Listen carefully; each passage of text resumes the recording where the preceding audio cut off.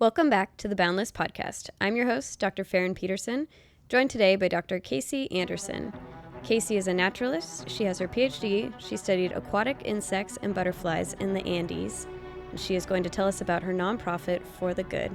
Kayce, welcome to the Boundless podcast. Thanks, Ferrin. Welcome back to the Boundless podcast. I'm your host, Dr. Ferrin Peterson, professional jockey and veterinarian. This season, we journey beyond borders and beyond limits to uncover the grit, the grace, and the fire that turns ordinary lives into extraordinary legacies.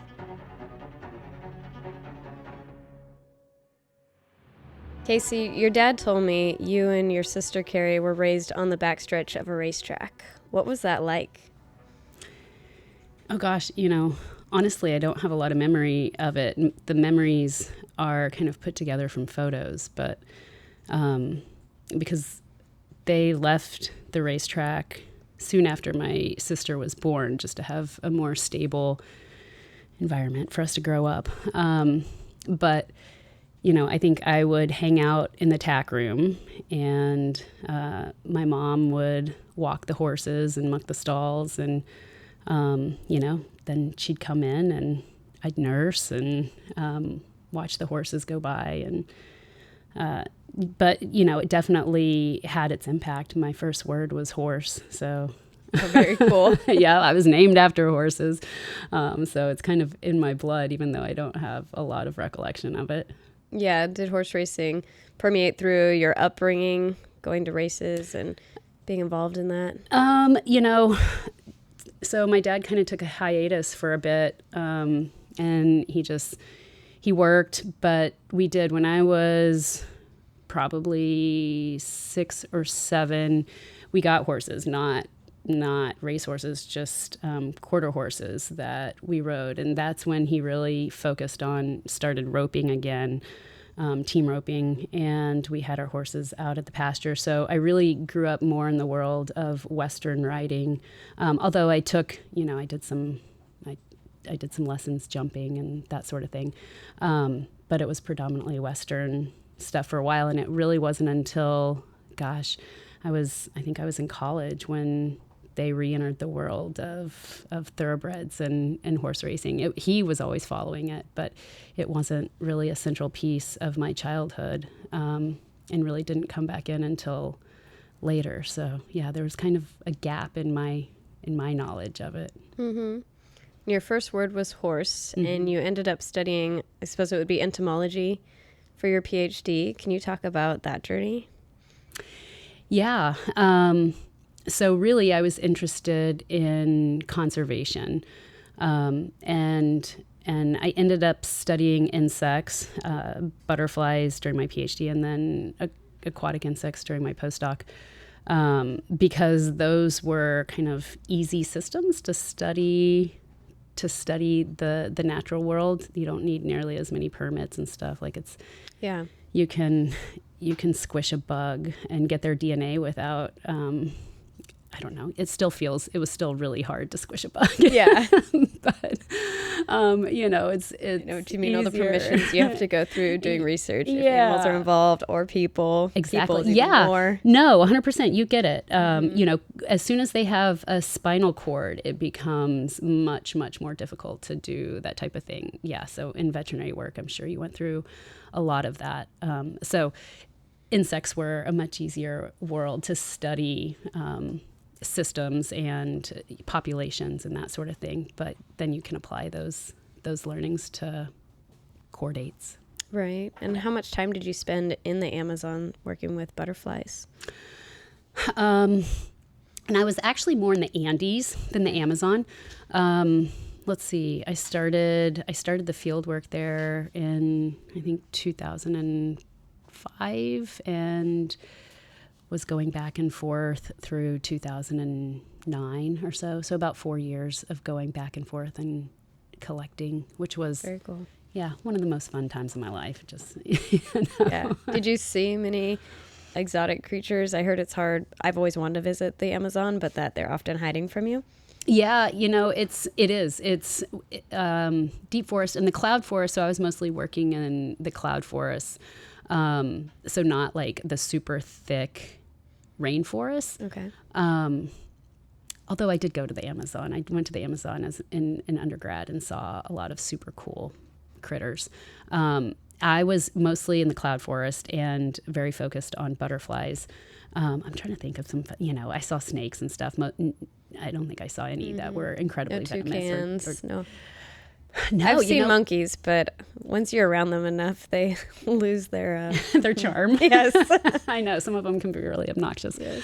It was, I guess while I was studying, I was really focused on butterflies, but it was kind of the side trips where I got to see the fun, I went to lower elevations, and saw the fun things that you're probably thinking about. Yeah. The capybaras and the crocodiles and very cool. the anteaters and oh wow. Yeah, the spectacled bears and stuff like that. Yeah, there's definitely some really fun things around.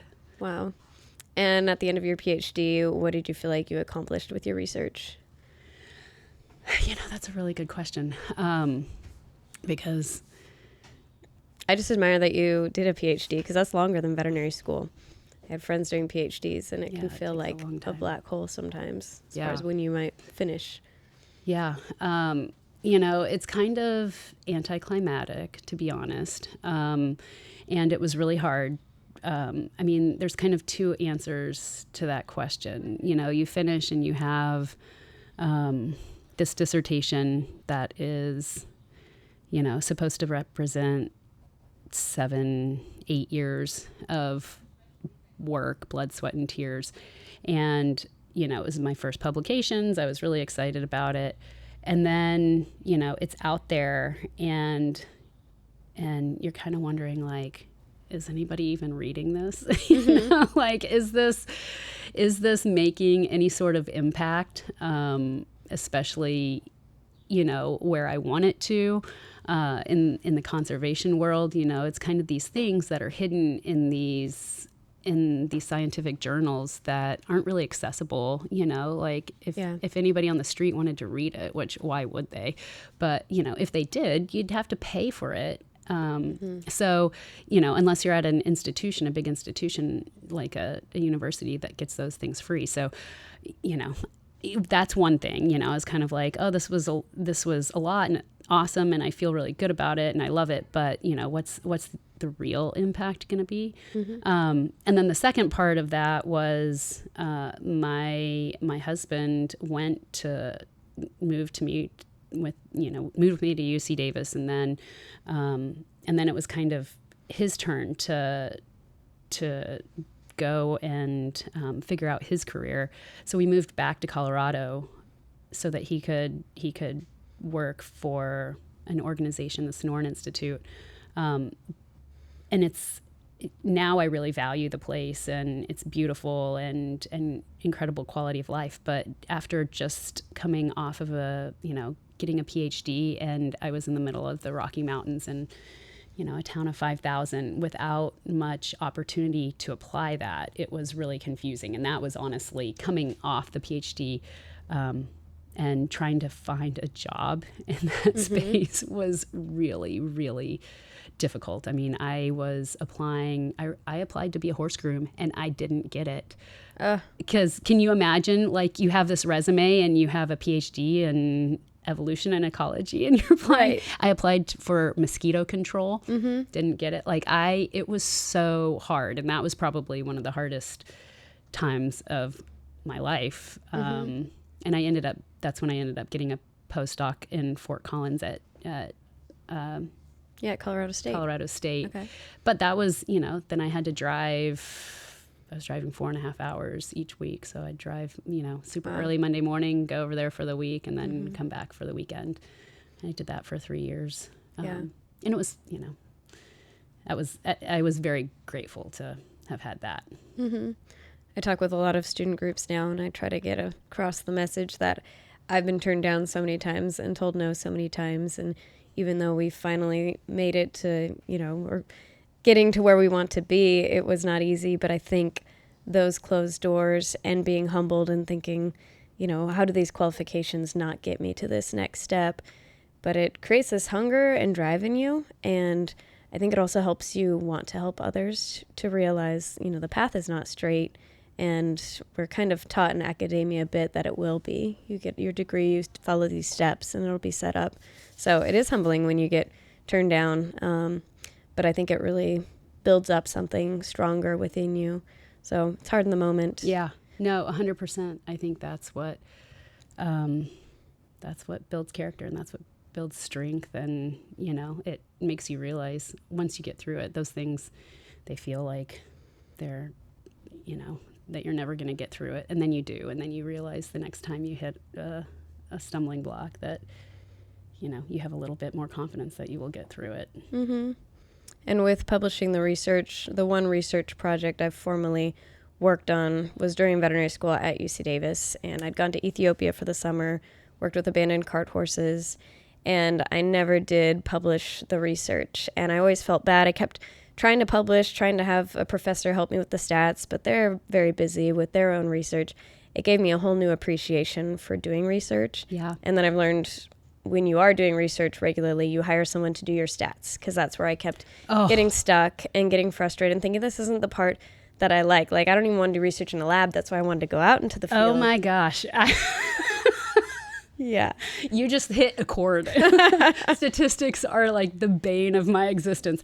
That might be the very reason that I'm no longer in that like world. Hard science. Yes.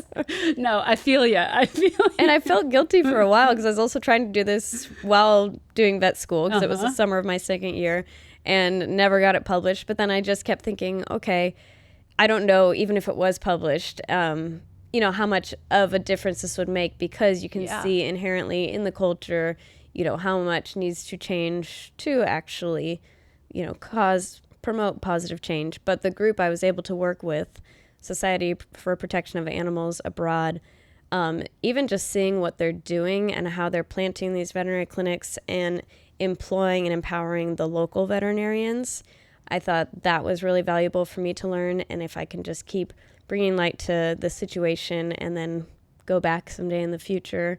And I've continued staying friends and in contact with the veterinarians that I met in Ethiopia. So I had to tell myself, okay, that is still valuable. Yeah.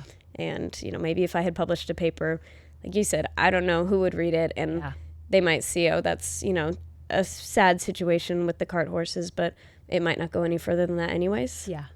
Well, and I think there's so many, I've realized now that I've stepped out of academia, I've realized there's a lot of other ways to get that information out too, that I just didn't, like you kind of think when you're in it that publishing in these journals is the only opportunity to get that research, or at least the information that you learned, like whatever you learned from it out. And, there's white papers, there's all these, like conference papers and stuff like that. And I think those have, they're just more accessible to the public, both in how it's language, like it's not as, it's not the scientific jargon. It's written more for, the layperson, and you're right. And they're usually free, freely accessible. So I think those often get read more. So just write it up and put it out there. Yeah. Put it on this website. Yeah, exactly. And research is important, but it's important to realize what your gifts are and how you can give back. Yeah. You've certainly found that eventually. How did you first start going to Kenya? Yeah, that was definitely kind of a 90-degree turn from what I foresaw or intended to do with my life. I was just wrapping up my postdoc, and a friend of a friend asked if, we could sew some sanitary pads for some girls in Kenya, with the idea that was one of the bigger barriers. They didn't even have access to sanitary pads. Yeah. Wow. Yep. So, they're in 4th, 5th, 6th grade, in rural communities, poor households. The men generally, almost always hold the purse strings for the house. They control all the money, and sanitary pads are definitely not an expense that they're willing to pay. Yeah. And honestly, it's just, it would probably be an impossible conversation for a young girl to have with a father as well. Right. That's already awkward. Yeah. it's awkward here. Right.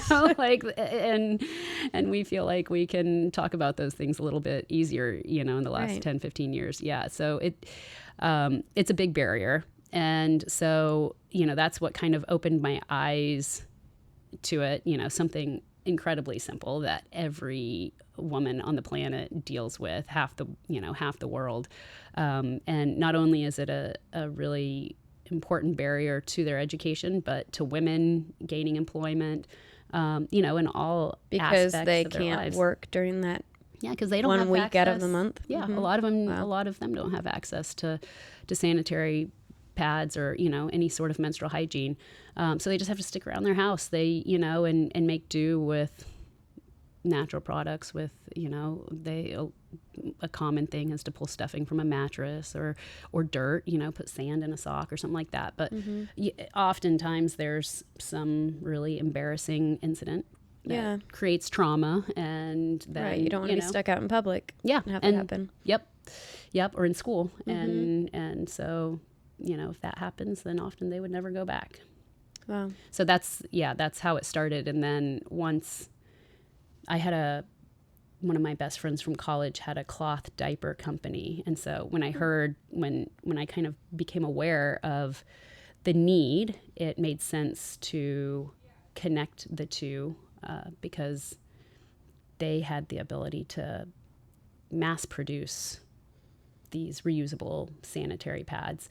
So that's when we created the organization, started going over there, combining the sanitary pads with sexual and reproductive health education for the girls. And that's where it started. And then it over the next couple of years, it really evolved a lot more once I became aware and understood, more of the foundational issues. How did you earn their trust, or did you work through a local Kenyan to even provide education like that on such an awkward subject? Yeah. That's a good question, because both the trust issue and then trying to educate on a taboo subject was difficult. But fortunately, I came in. The woman who had started the program to sew the sanitary pads was already doing work in that area. She was a professor at North Dakota State and had been studying adolescent health in that region for a while. And so she had connections.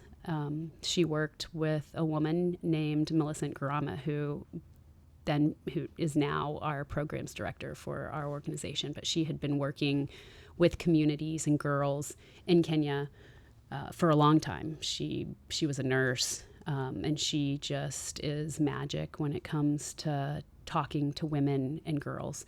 So she would do a lot of the sexual and reproductive health education. She's the one, she was the face, really, of the work we were doing then. She lived in the area. She was respected, and the communities, the people loved her. She's very endearing. And fortunately, she is, even though since then we have moved geographically in Kenya, and now we work in an area closer to the border with Tanzania in Narok County, which is considered Maasai land. And our focus is not as much menstrual hygiene, although we have come full circle. But she's still our program director. And yeah. When I do my veterinary missions, because I spent a summer in Ethiopia and then I keep returning to the jungles of Southeast Asia, I've been advised by mentors to try to source as much as I can locally to support their economy. So I try to get as much even local honey for wounds and veterinary supplies at local shops in the cities. But it can be difficult because I don't always know what they're going to have. So I bring some stuff from the U.S., but try to find that balance. Have you been able to source like the sanitary pads or different things like that from Kenya, or did you find it really was more practical to mass produce it in the U.S. and bring it over? Yeah, that's a good question. No, we did. That worked. We were making them in the U.S., but then Kenya started charging fees to bring them into the U.S. And it just became untenable. You know, you can only carry so many sanitary pads in your suitcase.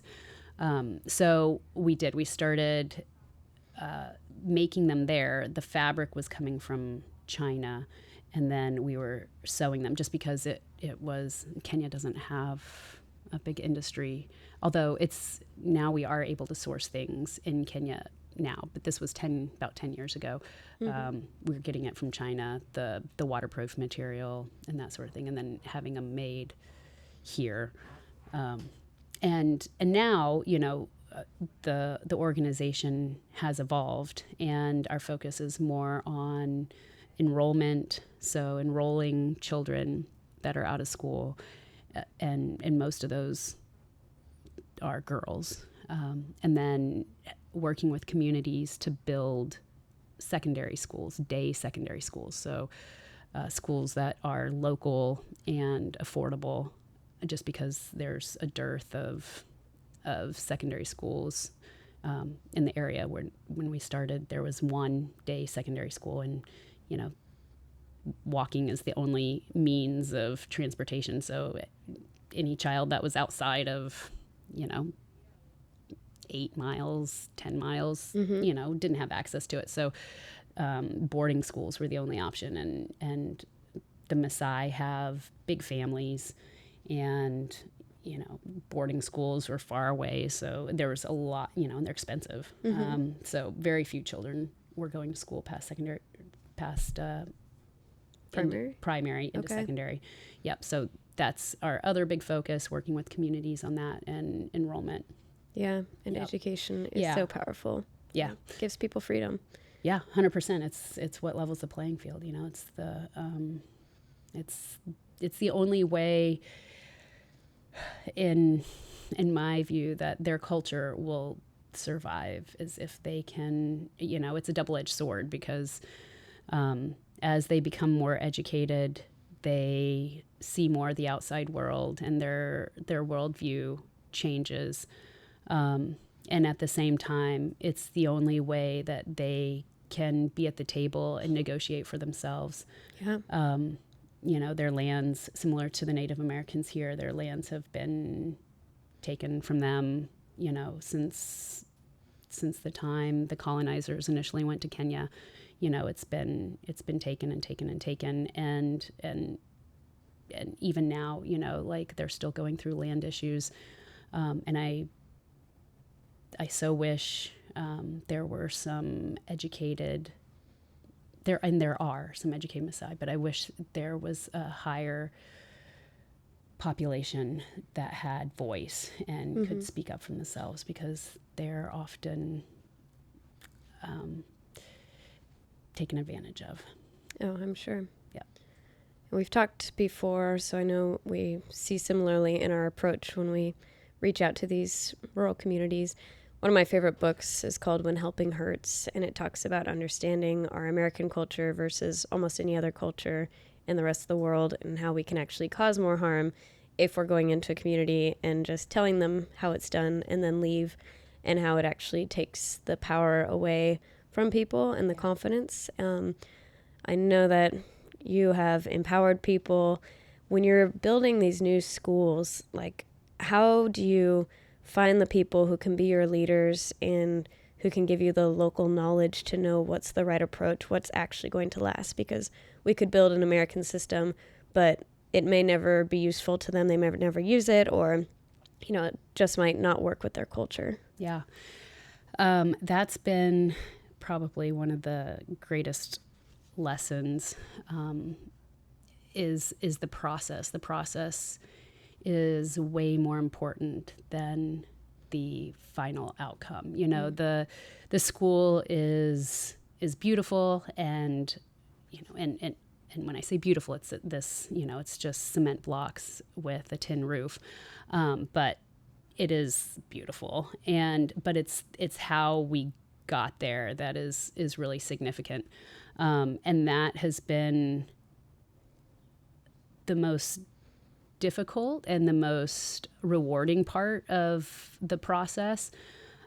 It is, the communities are poor, so They are pastoralist. They have goats and cows and sheep. They have livestock, and that is their wealth. But they're not, not much cash at all.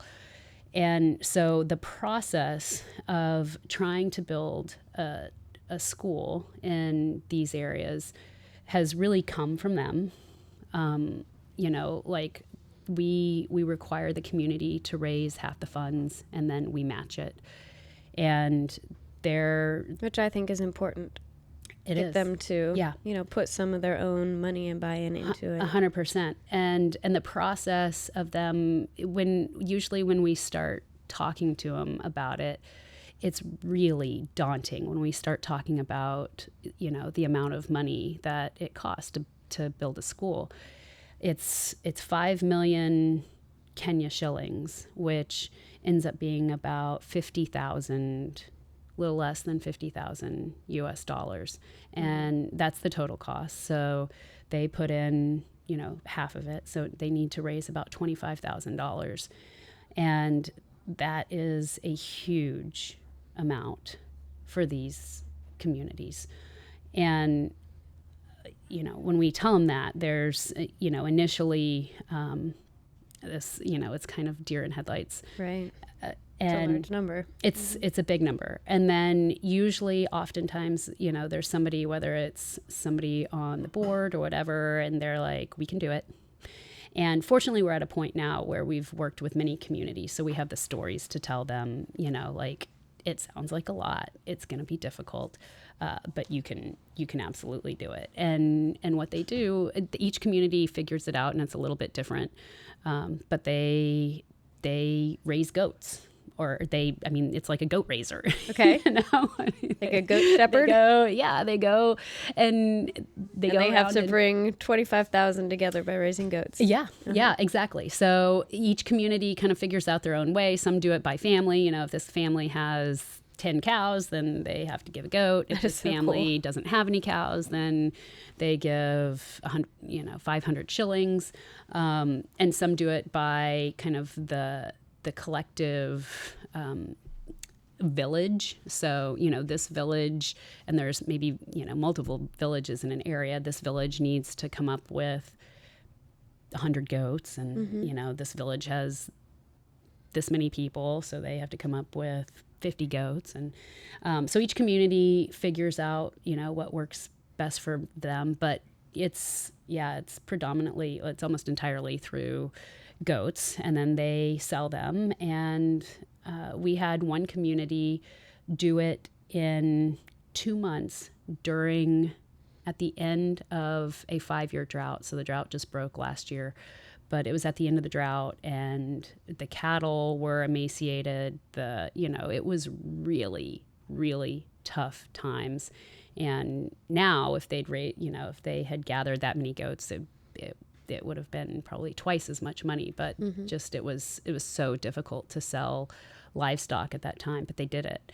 And now all of the communities that we've worked with and have gone through that, I think it's just really empowering for them to see what they can do as a collective, as a community. And, it definitely helps that we match those funds, and that's the incentive, but they see what they can do as a community, even without us. And that's my hope, is that, we get that school built, but then when they need a hospital or a dispensary, something, that they can come together as a community and say, we got this, we've done it before. Right. So then even if you're not there, they can keep it going. Yeah, 100%. And this would take a long time, getting the community to catch your vision, build the vision together, raise funds, start building. How do you keep yourself going through such a long process when it seems like the end is so far off? Yeah. Initially it was hard. And the first schools, it felt like, is this going to work? Like, is this model going to work? because there's always, like I said, when we first started doing it, they were in the middle of a drought. And so fundraising was really hard for them. It's hard for us too, don't get me wrong. So right. I can, like it is also really hard for them. And I have become so much more patient and aware of the timelines and how things work differently in different parts of the world. I think we are so accustomed to,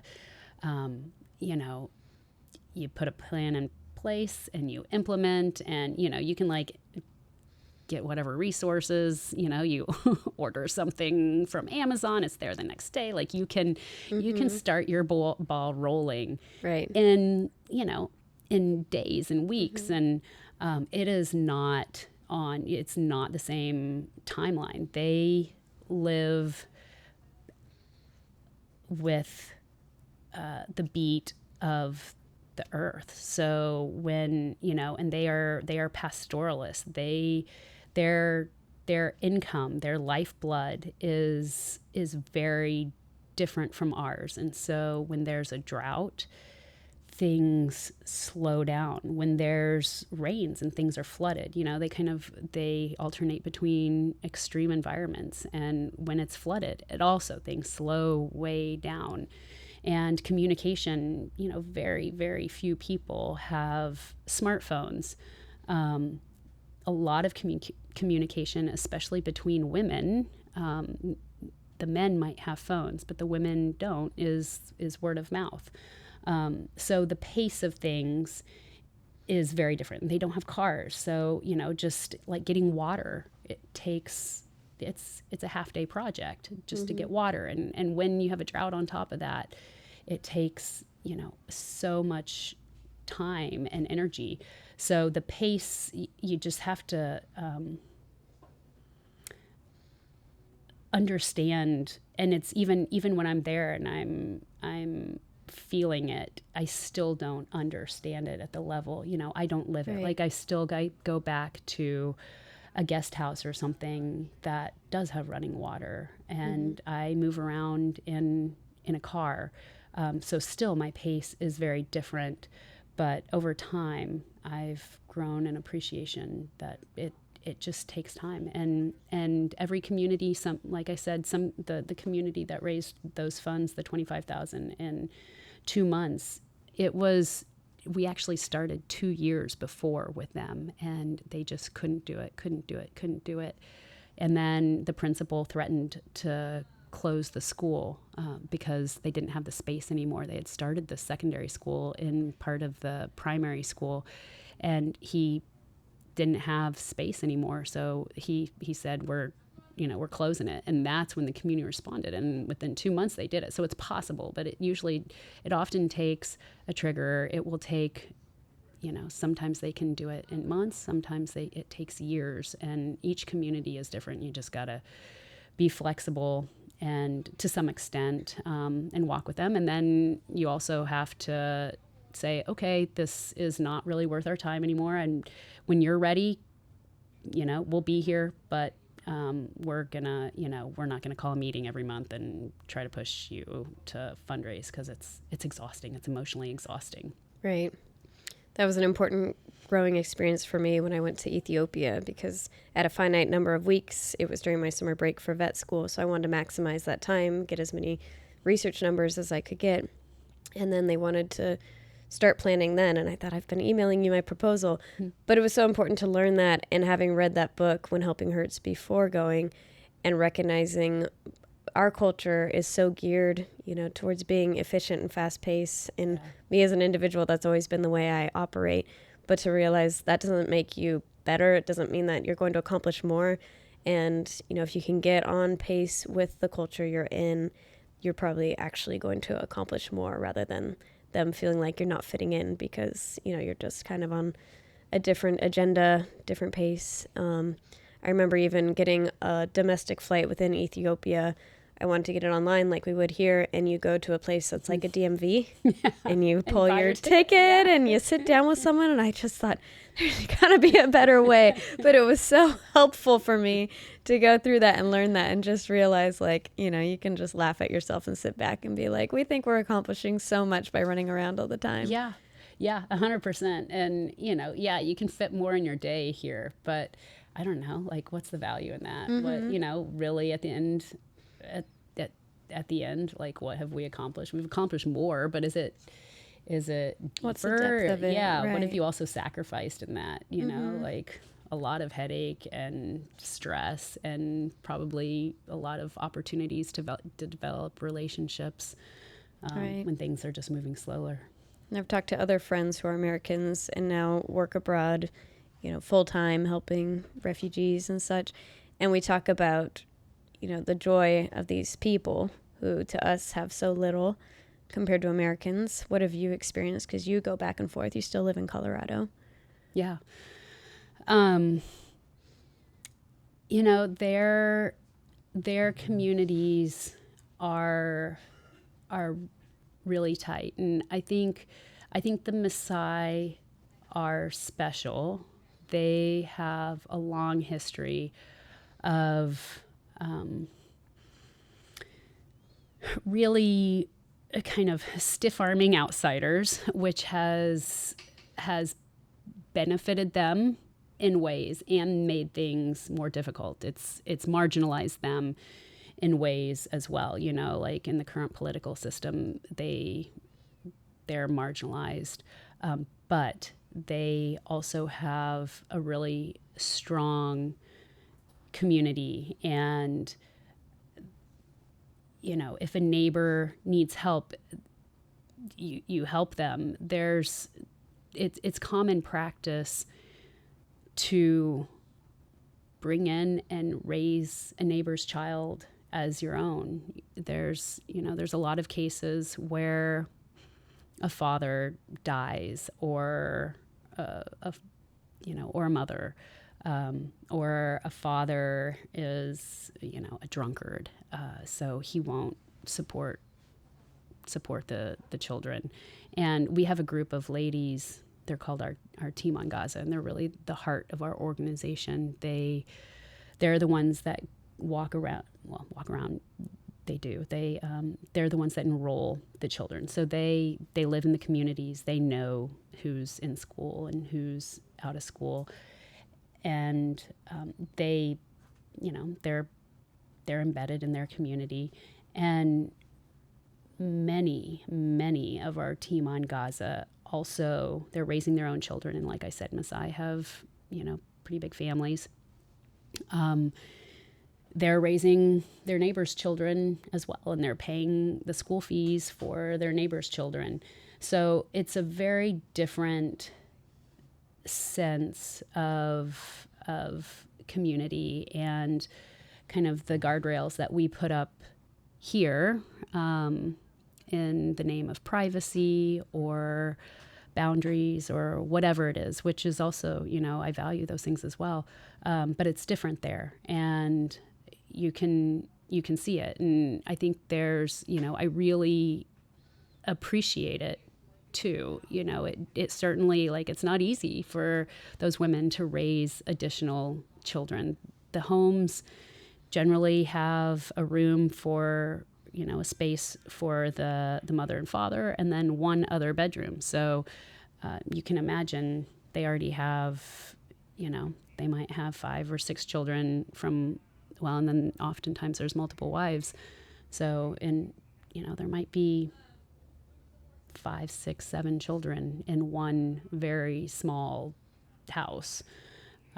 So yeah, there's I think some of the hardships that come out of experiencing community in that way also brings a depth and, as you said, a joy that maybe we don't experience just because we don't have those types of relationships with our neighbors and our proximate community. I've seen some of that beauty behind community as well. One of the areas I serve in Southeast Asia has been under civil war. And I was at a village and giving them teaching on their water buffalo. And luckily we were waiting around because no water buffalo had been caught. Again, learning that they work on a different timetable than I do. And I thought, well, you knew the veterinarian was coming today. Why is there no water buffalo around? So I was waiting there. Like, I remember taking a nap on a rice sack. And these two boys were carried in from a separate village, so not even their own, but they had been in a mortar attack. And they had shrapnel. Oh, my God. They were still alive.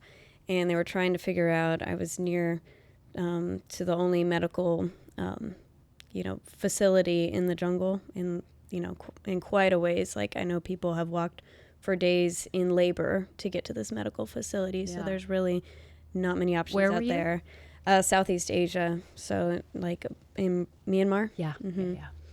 So this village took a hammock and took bamboo, and they had 4 men, and it's very mountainous where we are. And they carried these 2 boys all the way to the facility, which was at least an hour's walk, because I'd walked there with a mule. It was an unbroke mule, so I was trying to figure out, could I lend the mule to them, or is this mule going to buck these guys off? And then these 4 village men, just, again, having no actual relation to these boys, carried them, on their own shoulders all the way to the medical facility, and they did survive. And so to personally witness that and just the power of community. Yeah. And the sacrifice and the responsibility and, all that comes with that. And right. Like, how many of us couldn't be bothered because we have an agenda to keep to? Yeah. And I think about that sometimes if I pass someone on the road who had a flat tire, and I'm like, I assume someone's coming to get them, but I didn't actually stop to ask. Yeah. Yeah. No, I'm completely guilty of it as well. And, I wish we could shuffle things around, go back in time, whatever, to get those things back. But it's really hard to put things back in a box and get something back that you feel like might have gotten lost some decades ago, or in some piece of modernization. Right. And I think it's almost easier when you're there in that community. Like, even in Ethiopia, I took bucket showers that whole summer. And when I'm in Myanmar, I take baths in the river. Mm-hmm. But when I'm in America, I cannot take a cold shower. But it's so funny. It's like, when I'm back, I'm like, I need my comfort. But when I'm there and you're living it and you're embracing it, and everyone around you is doing it and not complaining, it's fine. Yep. So, it helps that it's like, hot and That's sticky. true. Yeah. You're pretty sticky by the end of the day. Rivers are warmer. Like, I just want to jump in a river. I'm not sleeping like this. Yeah. Yeah. What has been the most rewarding part for you personally, and what keeps you coming back?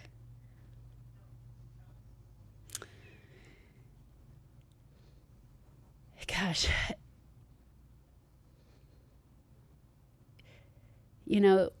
I'm a numbers person, and so we track everything. We track, the number of students we enrolled, and number of schools open, and then the number of students that are enrolled in those schools, and the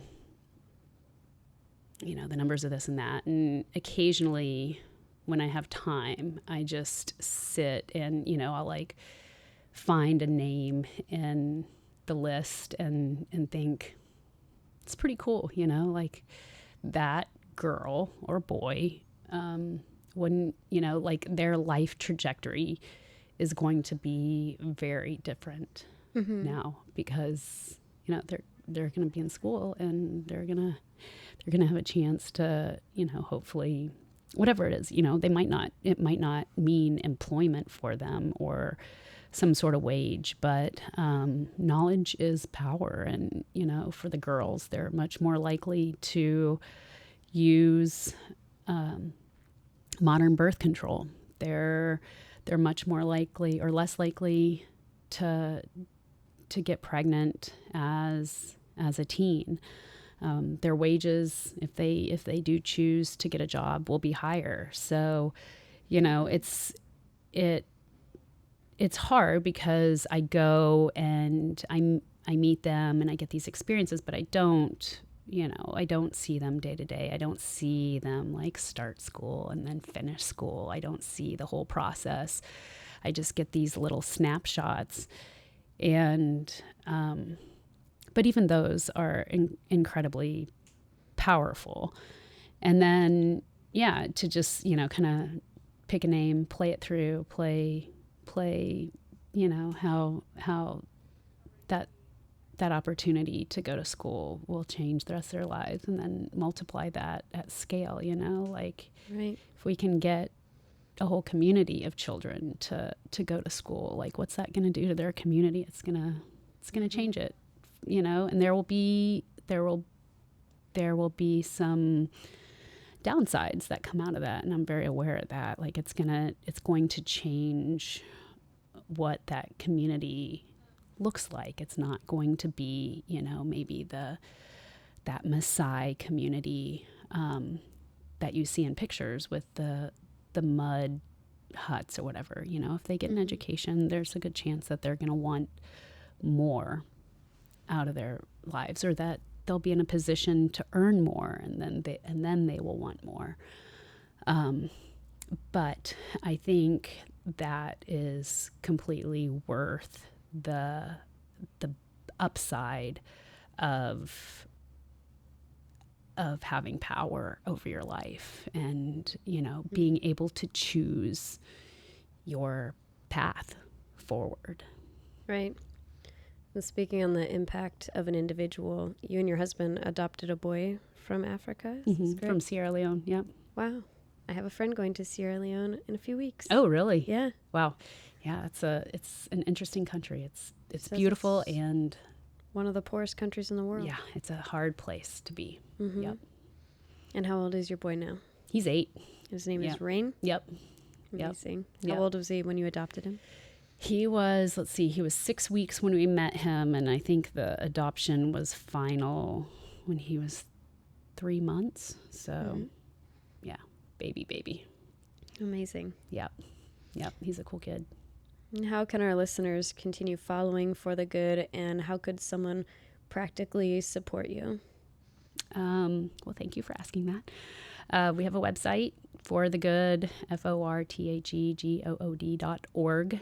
And if you'd like to donate or just shoot me a message, whatever, it's all there.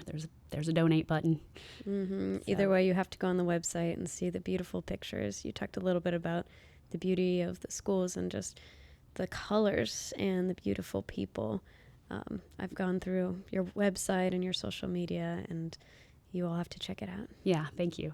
We hope to, it's important for us to have imagery that inspires hope and strength. Mm-hmm. And they are, they're monetarily poor, but as you alluded to, they have a very strong sense of community. They are strong people. So I don't want in any way to portray them as, weak or, pit. I don't want anyone to pity them. Mm-hmm. So yeah, hopefully our website and our imagery inspires the beauty and the essence of their strength. And what people can overcome. Yeah, what they can do. Mm-hmm. Yeah, for sure. Great. Well, Kayce, thank you for sharing your story with us today. Thank you. Great having you. Thank you, Ferrin. Now I have 100 questions for you, but we'll do that off air. Awesome. And now for a moment from our next episode. The highs and the lows are never ending, and I don't really expect them to stop. I feel I have a great inner strength to not get so involved with the negativity of situations and try to get the best scenario I can. Boundless is a podcast that explores the stories of individuals who have accomplished the seemingly impossible by breaking molds and redefining success